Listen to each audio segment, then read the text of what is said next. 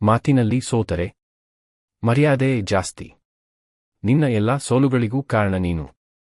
ಅವುಗಳಲ್ಲಿ ಬಹಳಷ್ಟು ಸೋಲು ಅವಮಾನಗಳು ನಿನ್ನ ಮಾತಿನಿಂದಲೇ ಬಂದಿರುತ್ತವೆ. ನಾನು ಎಂಬುದನ್ನು ತೋರಿಸಿಕೊಳ್ಳಲು ಸದಾ ಹವಣಿಸುವ ನಿನ್ನ ಬಾಯಿ ಸದಾ ಮಾತನಾಡುವಂತೆ ಪ್ರೇರೇಪಿಸುತ್ತದೆ. ಬೇರೆಯವರ ಜೊತೆ ಮಾತನಾಡುವಾಗ ನನ್ನ ಮಾತಿಗೆ ಪ್ರಾಶಸ್ತ್ಯ ಸಿಗಬೇಕೆಂದು ಹೋಗಿ ಅವಮಾನ ಅನುಭವಿಸುತ್ತೀಯ. ಏಕೆಂದರೆ ನಿನ್ನದನ್ನು ನೀನು ತೋರಿಸಿಕೊಳ್ಳದೆ ಸುಮ್ಮನೆ ಕೂರಲು ಸಾಧ್ಯವಿಲ್ಲ. ಯಾವಾಗ ನೀನು ಬಾಯಿ ಬಿಟ್ಟು ಮಾತನಾಡುವೆಯೋ ಆಗ ನಿನ್ನ ಸಾಮರ್ಥ್ಯ ಏನು ಎಂಬ ಸತ್ಯ ಎಲ್ಲರಿಗೂ ಗೊತ್ತಾಗುತ್ತದೆ. ನಿನ್ನ ಸಾಮರ್ಥ್ಯ ತಿಳಿದ ಜನ ನಿನ್ನ ಬಗ್ಗೆ ಗೌರವ ಕಳೆದುಕೊಳ್ಳುತ್ತಾರೆ. ಪ್ರತಿಯೊಬ್ಬರ ಮನಸ್ಸಿನಲ್ಲಿಯೂ ಒಂದು ದುರ್ಗುಣ ಇರುತ್ತದೆ. ಪ್ರತಿಯೊಬ್ಬರೂ ಪ್ರತಿಯೊಬ್ಬರಲ್ಲಿಯೂ ಒಳ್ಳೆಯದನ್ನು ಬಯಸುತ್ತಲೇ ಕೆಟ್ಟದ್ದನ್ನು ಮಾತನಾಡುತ್ತಾರೆ. ಪ್ರತಿಯೊಬ್ಬರ ಬಗ್ಗೆ ಯೋಚನೆ ಮಾಡಬೇಡ. ನೀನು ಹೇಗೆ ಎಂಬುದನ್ನು ಚಿಂತಿಸು. ಉದಾಹರಣೆಗೆ, ನಿನ್ನ ಸ್ನೇಹಿತನೊಬ್ಬನಿಂದ ಯಾವುದೋ ಕೆಲಸವನ್ನು ನಿರೀಕ್ಷಿಸಿರುತ್ತೀಯ. ಆತ ಆ ಕೆಲಸವನ್ನು ಮಾಡುವುದಕ್ಕೆ ಸ್ವಲ್ಪ ತಡ ಮಾಡಬಹುದು. ಆಗ ನಿನ್ನ ನಾಲಿಗೆ ಸುಮ್ಮನಿರುವುದಿಲ್ಲ. ಅಯ್ಯೋ, ಅವನ ಹಣೆ ಬರಹ ಗೊತ್ತಿತ್ತು, ಅವನ ಕೈಲಿ ಆಗೋದಿಲ್ಲ ಎಂದು ಅವನಿಗೆ ನೇರವಾಗಿ ಅಥವಾ ಬೇರೊಬ್ಬರ ಬಳಿ ಮಾತನಾಡುತ್ತೀಯ. ಆತನೂ ಸಹ ನೀನು ಬೇಜಾರು ಮಾಡಿಕೊಳ್ಳಬಹುದು ಎಂಬ ಕಾರಣಕ್ಕೆ ಆ ಕೆಲಸ ಮಾಡಬೇಕು ಎಂದೇ ಅಂದುಕೊಂಡಿರುತ್ತಾನೆ. ನಿನ್ನ ಮಾತು ಕೇಳಿಸಿಕೊಂಡ ನಂತರ ಆತನಲ್ಲಿಯೂ ಇಷ್ಟೇ ಬಿಡು ಎಂಬ ಭಾವ ಬಂದು ಮಾಡಬೇಕೆಂದುಕೊಂಡವನು ಸಹ ಕೈಬಿಡುತ್ತಾನೆ. ಇದರಿಂದ ನಷ್ಟ ಆಗುವುದು ಯಾರಿಗೆ? ಸ್ವಲ್ಪ ದಿನ ನೀನು ಬಾಯಿ ಮುಚ್ಚಿಕೊಂಡಿದ್ದರೆ ನಿನ್ನ ಕೆಲಸ ಆಗಬಹುದಿತ್ತು. ಪ್ರತಿ ಹಂತದಲ್ಲಿಯೂ ನಿನ್ನ ಸೋಲಿಗೆ ನಿನ್ನಲ್ಲಿರುವ ನೆಗೆಟಿವ್ ಅಂಶ ಕಾರಣವಾಗಿರುತ್ತದೆ. ಅದನ್ನು ನಿನ್ನ ಮಾತಿನ ಮೂಲಕ ಹೊರಹಾಕುತ್ತಿರುತ್ತೀಯ. ನಿನ್ನ ಬಗ್ಗೆ ಯಾರಾದರೂ ಕೆಟ್ಟ ಮಾತನಾಡಿದರೆ ನೀನು ಸುಮ್ಮನಿರುವೆಯಾ? ಇಲ್ಲ, ನಾನು ಹಾಗಲ್ಲ ಎಂದು ವಾದ ಮಾಡುತ್ತೀಯ. ಕೆಲವೊಮ್ಮೆ ಜಗಳವನ್ನೂ ಮಾಡಬಹುದು. ಅವರ ಮಾತಿಗೆ ಸೋತುಬಿಡು. ಮನಸ್ಸಿನೊಳಗೆ ನಾನು ಮಾಡಿ ತೋರಿಸುತ್ತೇನೆ ಎಂದು ಹಠ ತೊಡು. ಆದರೆ ಬಾಯ್ದೆರೆದು ಮಾತನಾಡಬೇಡ. ಮಾತನಾಡದೆ ಮಾಡಿ ತೋರಿಸಿದರೆ ನಿನ್ನ ಗೌರವ ದುಪ್ಪಟ್ಟು ಹೆಚ್ಚಾಗುತ್ತದೆ. ಮಾತನಾಡುವುದು ಒಂದು ಕಲೆ, ಮೌನವಾಗಿರುವುದು ಅದ್ಭುತ ಶಕ್ತಿ. ಚಿನ್ನವನ್ನೇ ಉಜ್ಜಿ ನೋಡಬೇಕು. ಕಥೆಗಳನ್ನು ಓದುತ್ತಿದ್ದ ಪುಣ್ಯವಂತನಿಗೆ ಸೋಲಿನೊಳಗೂ ಶಕ್ತಿಯಿದೆ ಎಂಬುದು ಸಂಪೂರ್ಣವಾಗಿ ಅರ್ಥವಾಗಿತ್ತು. ಪುಣ್ಯವಂತ ಹಸಿವೆಯನ್ನು ಮರೆತು ಪುಸ್ತಕ ಓದುತ್ತಾ ಕುಳಿತ. ನಿನ್ನ ಸೋಲುಗಳಿಗೆ ನೀನೇ ಕಾರಣ ಎಂಬುದು ನಿನಗೀಗ ಅರ್ಥವಾಗಿದೆ. ಹಾಗಾದರೆ ಮುಂದೇನು ಎನಿಸುತ್ತಿದೆ? ಜೀವನದ ಬಗ್ಗೆ ಜಿಗುಪ್ಪೆ ಮೂಡಿ ಸನ್ಯಾಸಿಯಾಗುವುದೇ ಸೂಕ್ತ ಎಂದು ಕೆಲವೊಮ್ಮೆ ಮನಸ್ಸು ಹೇಳುತ್ತದೆ. ಊಹೋಂ. ಪುಸ್ತಕ ಓದಿದವರೆಲ್ಲ ಸನ್ಯಾಸಿಗಳಾದರೆ, ಪ್ರವಚನ ಕೇಳಿದವರೆಲ್ಲ ಸರ್ವಸಂಗ ಪರಿತ್ಯಾಗಿಗಳಾದರೆ ಪ್ರಪಂಚವೇ ನಶ್ವರವಾಗುತ್ತದೆ. ದೇವರು ಒಬ್ಬ ಯಶಸ್ವಿ ಸಂಸಾರಿಯನ್ನು ಇಷ್ಟಪಟ್ಟ ಹಾಗೆ ಸನ್ಯಾಸಿಯನ್ನು ಇಷ್ಟಪಡುವುದಿಲ್ಲ. ಏಕೆಂದರೆ ಆತನು ಸಂಸಾರಿ. ಸಂಸಾರದೊಳಗಿದ್ದೇ ಮನಸ್ಸನ್ನು ಹತೋಟಿಯಲ್ಲಿಟ್ಟುಕೊಂಡು ಅದ್ಭುತ ಸಾಧನೆ ಮಾಡಲು ಸಾಧ್ಯವಿದೆ. ಅದಕ್ಕಾಗಿ ಮನಸ್ಸಿನ ದುಶ್ಚಟಗಳನ್ನು ತೊಲಗಿಸಬೇಕು. ದುಶ್ಚಟಗಳೆಂದರೆ ಕುಡಿಯುವುದು, ತಂಬಾಕು, ದೈಹಿಕ ಸುಖ ಮಾತ್ರವಲ್ಲ, ಅದಕ್ಕಿಂತಲೂ ಭೀಕರವಾದ ಹಾಗೂ ಸುಲಭವಾಗಿ ನಿಯಂತ್ರಿಸಲು ಸಾಧ್ಯವಿಲ್ಲದ ದುಶ್ಚಟಗಳು ಮನಸ್ಸಿಗೆ ಅಂಟಿಕೊಂಡಿರುತ್ತವೆ. ಅವುಗಳನ್ನು ನಿಯಂತ್ರಿಸಲು ಸಾಧ್ಯವಾದರೆ ನೀನು ಸಂಪೂರ್ಣವಾಗಿ ಯಶಸ್ವಿಯಾಗುತ್ತೀಯ.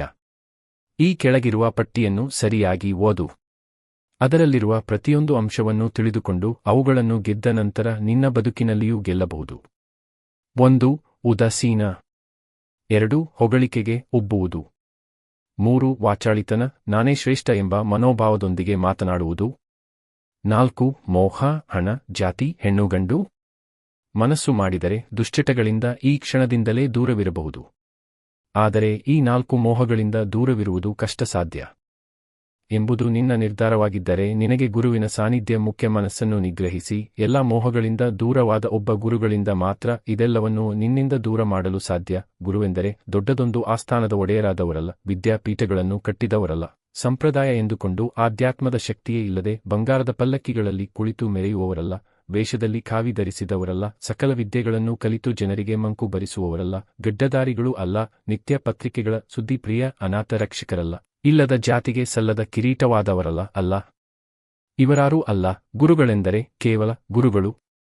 ಕೇವಲ ಎಂಬ ಪದದಲ್ಲಿ ಅಧಿಕ ಅರ್ಥವಿದೆ.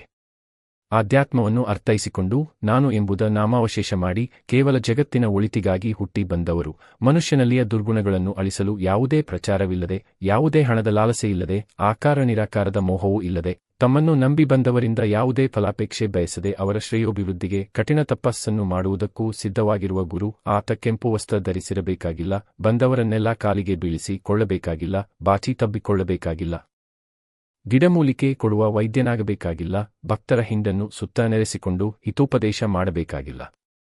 ಗುರು ಎಂದರೆ ನಂಬಿ ಬಂದ ಶಿಷ್ಯನನ್ನು ನಿಸ್ವಾರ್ಥ ಪ್ರೇಮದಲ್ಲಿ ಅದ್ದಿ ತೆಗೆಯುವಂತಿದ್ದರೆ ಸಾಕು.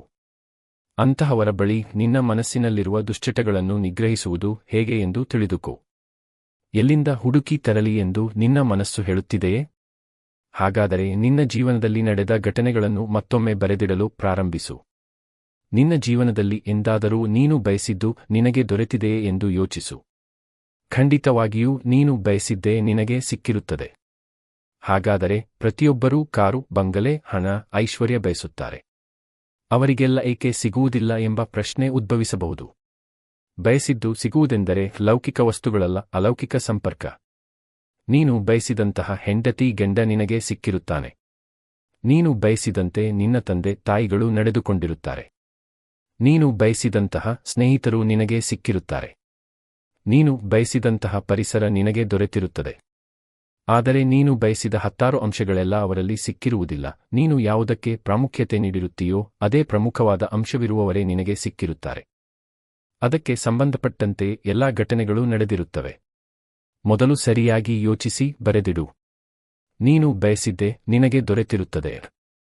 ಈ ಹಿಂದಿನ ಅಧ್ಯಾಯಗಳು ಸ್ವಲ್ಪ ನಿಧಾನವಾಗಿ ಅರ್ಥವಾಗಿದ್ದರೂ ಈ ಅಧ್ಯಾಯ ಮಾತ್ರ ಪುಣ್ಯವಂತನಿಗೆ ಅರ್ಥವೇ ಆಗಲಿಲ್ಲ. ಆದರೂ ಅದೇ ನಿಟ್ಟಿನಲ್ಲಿ ಯೋಚಿಸಲು ಆರಂಭಿಸಿದ. ನಿನ್ನನ್ನು ನೀನು ಗೆದ್ದರೆ ಪ್ರಪಂಚವನ್ನೇ ಗೆಲ್ಲಬಲ್ಲೆ.